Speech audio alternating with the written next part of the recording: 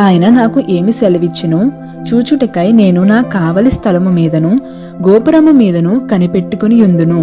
హబక్కూకు 2వ అధ్యాయం 1వ వచనం. కావలి వాళ్ళు కనిపెట్టినట్టు కనిపెట్టకపోతే అది దేవుని సహాయం కోసం కనిపెట్టడం కానే కాదు. మనకే సహాయము రాదు. ఆయన నుండి మనకి బలము, ఆపదలలో రక్షణ లభించడం లేదంటే మనం దాని గురించి కనిపెట్టడం లేదన్నమాట. మనం మన గోపురం మీద నిలిచి కావలివాడిలాగా దూరాన వస్తున్న దేవుని రక్షణను, ఉపకారాన్ని చూడలేకపోతున్నాం. అవి దూరంగా ఉండగానే మన హృదయపు ద్వారాలను బార్లా తీసి కనిపెట్టకపోతే అవి మరో దారిన తిరిగి వెళ్ళిపోతాయి. ఒక వ్యక్తిలోని నిరీక్షణ రాబోయే ఆశీర్వాదాల కోసం అతన్ని అప్రమత్తతతో ఎదురు చూసేలా చెయ్యలేకపోయినట్లయితే అతనికి ఏమీ దొరకవు. కాబట్టి మీ దైనందిన జీవితంలో దేవుని కోసం కనిపెట్టండి. వర్షం కురిసే వేళకి మన ఖాళీ కుండలను తెరిచి ఉంచితేనే కానీ నీళ్లు పట్టుకోలేము. దేవుని వాగ్దానాల కోసం అడిగేటప్పుడు మనం వ్యాపార ధోరణిలో మన సామాన్యమైన బుద్ధి జ్ఞానాన్ని ఉపయోగించాలి. ఎలాగంటే మీరొక బ్యాంకుకి వెళ్ళారనుకోండి.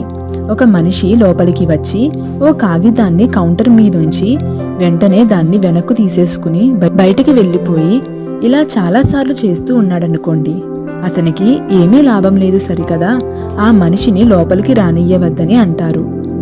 బ్యాంకులో నిజంగా పని ఉండి వచ్చే వాళ్ళైతే తమ చెక్కుల్ని బ్యాంకులో ఇచ్చి తమకి డబ్బు ముట్టేదాకా ఓపిగ్గా కూర్చుని తమ పని అయిన తరువాతే తిరిగి వెళ్తారు.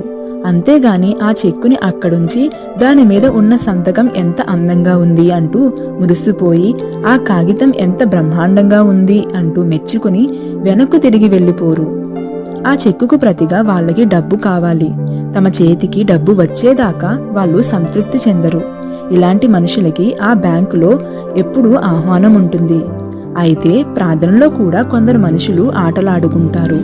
ఎంత విచారకరం!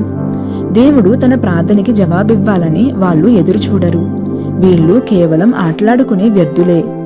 మన పరలోకపు తండ్రి ప్రార్థనలో మనతో నిజమైన వ్యాపార సంబంధాన్ని పెట్టుకోవడానికి సిద్ధంగా ఉన్నాడు.